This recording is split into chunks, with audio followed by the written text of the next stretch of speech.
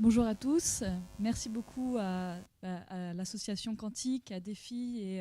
à l'espace Jean Villard de nous accueillir aujourd'hui et de m'avoir invité à participer. Donc je vais peut-être commencer par me présenter, dire voilà, d'où je parle ici. Je suis en fait coordinatrice du groupement d'intérêt scientifique Marsouin. Dont j'ai repris la coordination depuis septembre dernier, et qui est un groupement qui a été créé en 2002 à l'initiative du Conseil régional de Bretagne, et qui a deux missions principales. Une mission qui est de structurer la recherche en sciences humaines et sociales à l'échelle de la Bretagne sur les usages numériques. Et donc, à ce titre, qui regroupe un réseau d'une soixantaine de chercheurs issus de 12 laboratoires bretons dans 4 universités et 3 grandes écoles, et donc qui anime, voilà, ce groupe. L'idée est effectivement de regrouper, de faire travailler ensemble ces chercheurs et de les faire se rencontrer. Donc, ils se rencontrent notamment demain pour le séminaire annuel dans le Morbihan. Deuxième mission du groupement d'intérêt scientifique Marsouin, c'est d'animer l'Observatoire régional des usages numériques en Bretagne. Donc cet observatoire régional a une particularité. Il en existe d'autres en France, des observatoires régionaux des usages numériques. Mais la particularité du GIS Marsouin, c'est de s'adosser à ce réseau de chercheurs pour en fait utiliser les données d'enquête produites par l'Observatoire régional numérique, des usages numériques pour tirer voilà, des analyses plus poussées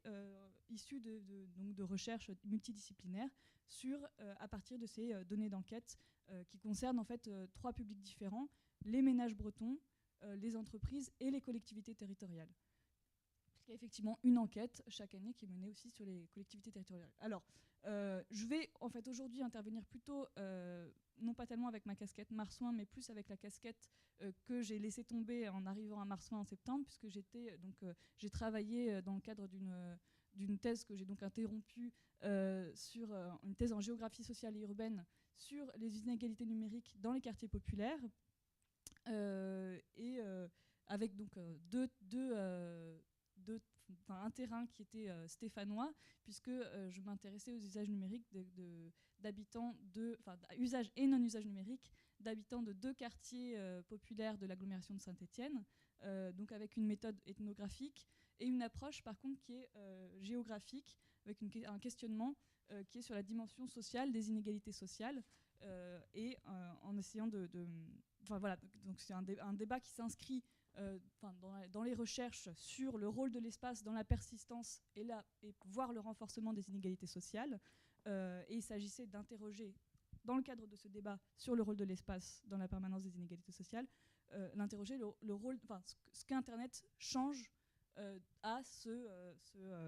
justement ce schéma d'interaction entre espace et inégalité sociale.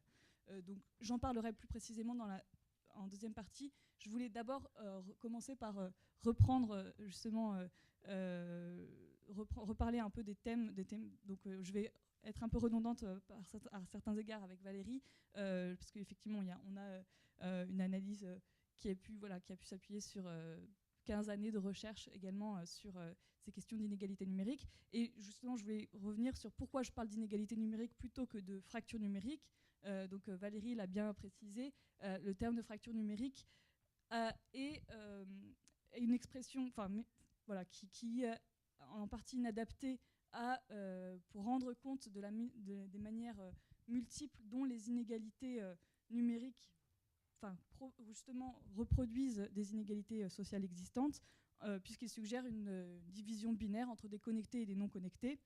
et il laisse penser qu'il suffirait de résoudre la question de l'accès pour que les personnes concernées puissent passer d'un côté à l'autre de la fracture numérique. Donc elle laisse penser également que le temps en fait résorbera l'affaire peu à peu, de la même manière que la télévision s'est peu à peu est entrée progressivement dans les foyers dans les années 50-60. Internet progressivement rentrerait dans les foyers, et peu à peu, il s'agirait essentiellement en fait d'une question de génération, puisqu'en effet, les internautes sont de plus en plus nombreux chaque année, même parmi les groupes sociaux traditionnellement éloignés de l'outil, à devenir internautes, donc, y compris les non-diplômés, les personnes âgées, etc. Donc on pourrait penser qu'il s'agit essentiellement d'une histoire de génération, quand on sait que 26% des plus de 70 ans sont internautes, seulement 26%, contre 99% des 12-17 ans. Donc on pourrait se dire, voilà, c'est une histoire de génération. Mais toujours est-il qu'on s'aperçoit que les usages, les écarts persistent également dans les différents groupes sociaux, puisque effectivement 51% des non-diplômés disposent d'un ordinateur à domicile, contre 97% des diplômés du supérieur. Donc on a effectivement, si la question de l'accès continue à se poser, notamment en raison du coût, pour les ménages les plus modestes, les inégalités, donc ça c'est une question qui reste d'actualité, puisqu'on voit bien que les 20% dont parlait Valérie Peugeot méritent une attention particulière, et qu'il y a ici là un certain nombre de pistes d'action qui ont pu être mises en évidence, menées localement et qui peuvent être généralisées. Mais les inégalités numériques se traduisent surtout par un risque de décrochage social accru pour les personnes en difficulté, qui seraient moins armées pour tirer le meilleur parti du potentiel émancipateur d'Internet. Et donc pour identifier la manière dont ce décrochage social peut se faire par le biais justement ces inégalités numériques, une approche classique est celle des compétences. Alors là, je vous ai indiqué un découpage qui a été proposé qui est assez classique, qui a été proposé par un sociologue qui s'appelle Gérard Valenduc, et qui présente 3 manières de décrocher, en fait, d'expliquer des inégalités sociales liées au numérique. Alors, il distingue des compétences instrumentales, qui sont, elles, liées à la maîtrise technique des outils, des compétences informationnelles, qui sont, pour le coup, liées à la capacité à chercher et trouver des informations pertinentes, à savoir les trier dans la masse d'informations qui existent sur le web, savoir repérer, identifier celles qui sont pertinentes et celles qui sont à laisser de côté. Et enfin, des compétences qui, là, nous intéressent plus particulièrement, qui sont des compétences stratégiques, qui sont, elles, liées à la capacité à donner un sens à ces pratiques numériques et de les inscrire dans un projet personnel ou professionnel, de manière à en tirer un bénéfice qui est un bénéfice social. Et les bénéfices sociaux que les internautes retirent de leurs usages numériques varient justement en fonction de leur capital social, leur capital culturel, leur capital économique. Et donc en fait, plus que la fréquence d'usage, ou la capacité d'accès, etc., les inégalités numériques se définissent par la manière dont cet usage se traduit par une amélioration des conditions de vie, non seulement des conditions matérielles, mais aussi des conditions sociales de vie, de vie. Et donc ces inégalités numériques ne deviennent des inégalités sociales qu'à partir du moment où les pratiques numériques des individus ne sont pas converties, alors comme l'exprime un sociologue qui s'appelle Fabien Grandjean, quand ces pratiques numériques ne sont pas converties en accomplissement de bien-être. Et donc c'est ce qui permet ce saut qui tire parti de ce potentiel émancipateur d'Internet. Donc on peut ici parler d'inégalité de valeur d'usage d'Internet, puisque certains, par leurs usages, arrivent effectivement à faire ce saut en accomplissement de bien-être, tandis que d'autres, bien qu'ayant dépassé cette fracture de la connexion et de l'usage, ne convertissent pas, n'opèrent pas cette conversion qui permet de tirer parti du potentiel émancipateur d'Internet. Donc le risque serait celui d'un renforcement des inégalités sociales. Donc parallèlement à ce récit sur l'Internet comme facteur de renforcement des inégalités, on entend un autre récit qui gagne en résonance depuis quelques années, qui est celui de la capacité d'Internet à renforcer le pouvoir d'agir des plus fragiles, avec notamment la notion d'empowerment que vous a définie tout à l'heure Valérie, et qui est donc souvent traduite en français par capacitation. Alors ça, c'est souvent un terme en fait québécois, parce que c'est vrai qu'ils essayent souvent d'utiliser, de trouver une traduction la plus proche possible du sens original, qui est donc le terme de capacitation a l'intérêt de montrer qu'il s'agit d'un processus, un processus et non pas seulement le résultat de ce renforcement du pouvoir d'agir. C'est qu'il y a effectivement on retrouve l'idée de l'action qu'on avait dans empowerment, mais effectivement c'est un terme assez moche et on traduit souvent en français plus volontiers par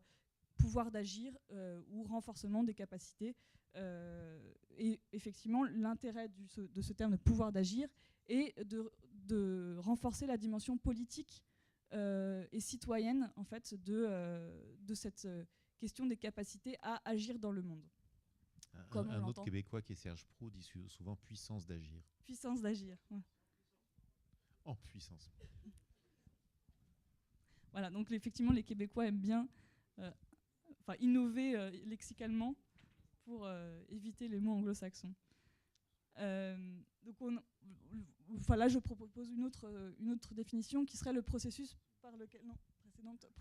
lequel un individu ou une collectivité s'approprie la capacité d'agir concrètement et de façon autonome, donc le pouvoir ainsi que la capacité à l'exercer. Donc là, on a effectivement l'idée que c'est une histoire vraiment effectivement de pouvoir au sens politique du terme, et on a effectivement également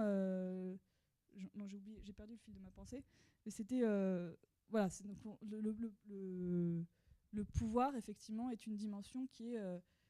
fortement importante dans cette notion et qu'il s'agit donc de mettre en perspective. Donc ces deux récits d'Internet comme facteur de renforcement des inégalités ou au contraire facteur de renforcement des pouvoirs d'agir des plus fragiles, ces deux récits correspondent chacun à une partie de la réalité. Et en effet, c'est ce que disait Valérie tout à l'heure, c'est qu'il y a effectivement ce double aspect. Donc elle a décomposé en fait les dichotomies sur différents aspects. On retrouve effectivement, on peut multiplier les exemples qui vont aller dans un sens ou dans l'autre, et sans qu'il soit aisé de savoir en fait dans quelle polarité l'emporte. On peut effectivement multiplier les recherches, les exemples de recherche de terrain qui montrent des exemples singuliers qui permettent de remonter des expériences faisant partie, montrant le potentiel capacitant d'Internet, comme des entrepreneurs autodidactes, une montée en compétences de profils d'usagers qui sont éloignés de l'archétype du geek, mais qui, malgré tout, effectivement, réussissent à opérer cette montée en compétences et en pouvoir d'agir. Parallèlement, on a également effectivement ce constat d'un renforcement des inégalités sociales, même si on n'est pas toujours capable de savoir quel est le lien, le rôle qu'ont pu jouer cette montée, cette diffusion des usages numériques. Donc les deux réalités cohabitent, et la question qui se pose alors une fois qu'on a fait ce constat d'une réalité qui est à plusieurs facettes, la question est donc politique, c'est quel choix de société on veut faire d'une part, et puis quels moyens, quel mode d'action, et comment on peut doter les puissances publiques pour les amener à favoriser des pratiques qui permettent à chacun de tirer le meilleur parti de ce potentiel émancipateur d'Internet. Donc ça rejoint effectivement une question qui fait aussi l'objet d'un projet de recherche porté par Jacques François, et qui pose en fait cette question de l'existence ou non d'environnements et de territoires dits capacitants, c'est-à-dire qui sont favorables à l'appropriation d'usages qui renforcent les capacités individuelles et collectives, les pouvoirs d'agir individuels et collectifs. Donc c'est donc une hypothèse effectivement qui est à poser et qui est à analyser à l'aune effectivement des différentes expérimentations qui sont faites sur les territoires et de les confronter à des expériences singulières pour voir effectivement comment des territoires, des contextes peuvent favoriser l'émergence d'expériences, de montée en compétences et de montée en pouvoir d'agir. Donc cette question cette hypothèse de territoire qui serait capacitant, d'environnements territoriaux qui permettent qui favorisent cette montée en pouvoir d'agir, m'amène à justement développer la question territoriale qui était mon point de départ pour commencer ma recherche et qui était en fait pour moi la question du rôle de l'espace dans les inégalités sociales et de la manière dont Internet transforme ce schéma d'interaction entre espace et inégalité sociale. Alors, du coup, j'en ai parlé tout à l'heure. Donc le rôle de l'espace dans la persistance, voire le renforcement des inégalités sociales, c'est un débat qui est ancien et qui traverse, qui est ancien, qui a en tout cas pas mal de décennies derrière lui. C'est pas, on peut même que peut-être depuis les années 60, on a effectivement des questions de recherche en sciences sociales sur ce rôle de l'espace dans les inégalités sociales et un débat qui traverse donc différentes disciplines, pas seulement la géographie, et qui effectivement, alors il y a notamment la question des effets de quartier qui est une des manières de poser ce débat sur les inégalités sociales. Est-ce qu'il existe des environnements, notamment urbains, qui favorisent le renforcement des inégalités sociales, ou est-ce qu'on ne peut pas, est-ce que c'est pas le territoire qui est à blâmer? Est-ce qu'il y a des questions? La question peut également se poser en termes d'accessibilité à des ressources. Est-ce que les difficultés sociales ne sont pas renforcées par des difficultés d'accès, alors qui sont liées à la mobilité, à des déficits de mobilité ou à des déficits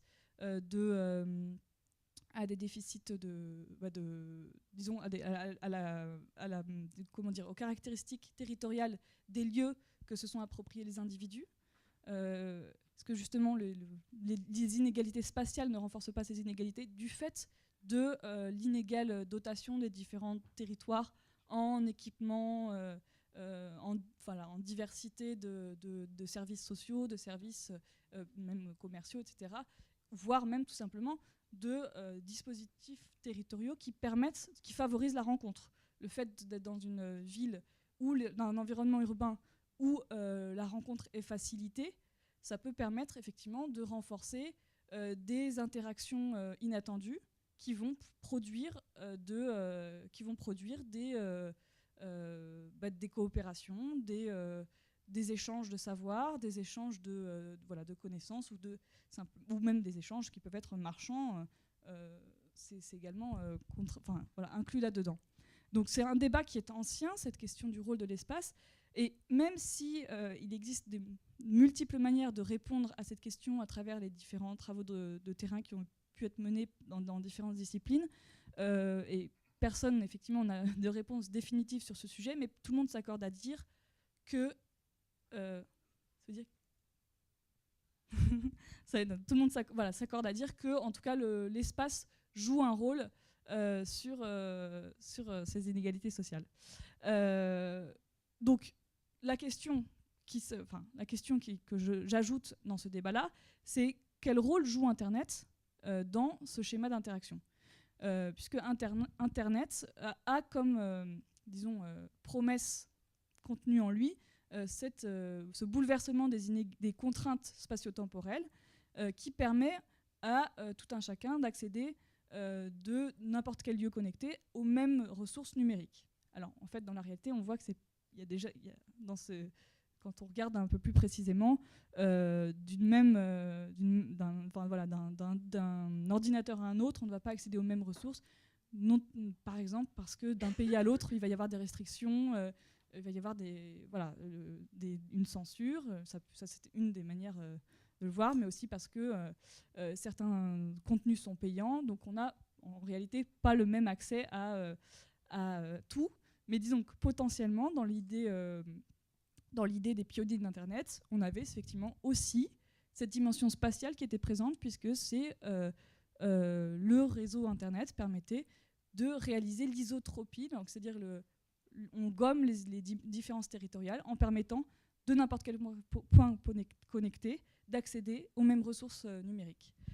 Et donc, potentiellement, Internet pourrait introduire un grain, disons, dans ce schéma de la détermination spatiale des inégalités sociales. Cependant, en fait, de la même manière que la position sociale des individus joue sur leur mode d'appropriation des territoires, c'est-à-dire que les groupes sociaux ne sont pas égaux devant la manière d'agir sur les territoires, de s'approprier des territoires, ne serait-ce que par le seul biais de la résidence, du lieu de résidence, mais aussi par la mobilité. Et de la même manière que donc on a des inégalités liées à cette appropriation de l'espace, on a vu qu'on a également des inégalités qui sont liées à la manière d'utiliser, de tirer parti des potentialités d'Internet. Et donc c'était effectivement l'objet initial, la question initiale qui m'a motivée à m'intéresser au quartier populaire avec deux terrains stéphanois. Mais effectivement, la question dépasse largement des questions de politique de la ville, et c'est une question qui s'ouvre aussi à des territoires ruraux, c'est bien plus large que ça. Ma question, il fallait bien focaliser un peu le terrain, et c'était effectivement les quartiers populaires qui m'ont intéressée. Et dans ce schéma-là, j'ai pu voir en fait qu'on a effectivement une tension entre ces deux récits que j'évoquais tout à l'heure sur le potentiel d'Internet. Il y a d'une part, effectivement, j'ai pu effectivement voir que dans certains cas, un déficit de mobilité, disons un déficit d'accès à des ressources sociales en général, qu'il s'agisse de l'emploi, de l'accès aux services, l'accès aux droits, etc., quand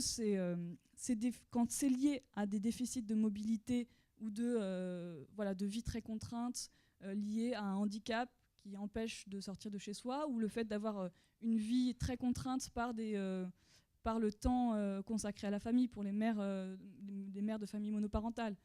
Donc là, j'ai pu voir qu'effectivement, Internet pouvait réaliser ce rôle effectivement, de renforcement de la manière d'agir, d'accéder à ces ressources numériques, puisque effectivement ça répond à un besoin qui est très fort et qui peut, donc ça répond en tout cas au moins partiellement, que ce soit en termes d'accès aux services publics, mais aussi en termes de socialisation. Et on a effectivement, il y a ce récit-là qui coexiste aussi avec un renforcement, disons, non pas un renforcement, mais tout le moins un maintien de d'un certain renforcement des inégalités sociales par le fait, effectivement, de ces fameux 20% qui restent en dehors de manière subie, en dehors de de ce potentiel d'Internet, simplement par la question de l'accès. Et même pour ceux qui utilisent Internet, effectivement, une capacité à en tirer des compétences, disons, à convertir justement dans cet accomplissement de bien-être qui était limité pour une partie, et notamment, je pense, aux plus jeunes qui donc n'avaient pas, en partie, qui n'avaient pas de question de problématique d'accès, mais effectivement une faiblesse de la capacité à convertir en accomplissement de bien-être, pour reprendre la formule de Fabien Grandjean que je vous citais tout à l'heure. Je ne vais pas trop prolonger pour laisser la place aux questions, mais j'avais effectivement envie d'apporter cette dimension territoriale, puisque c'était la spécificité en fait, de la question qui m'a occupée, qui m'a amenée à m'intéresser à ces questions de l'inclusion, pour effectivement aborder cette question du renforcement ou non des inégalités sociales liées aux usages d'Internet. Ouais.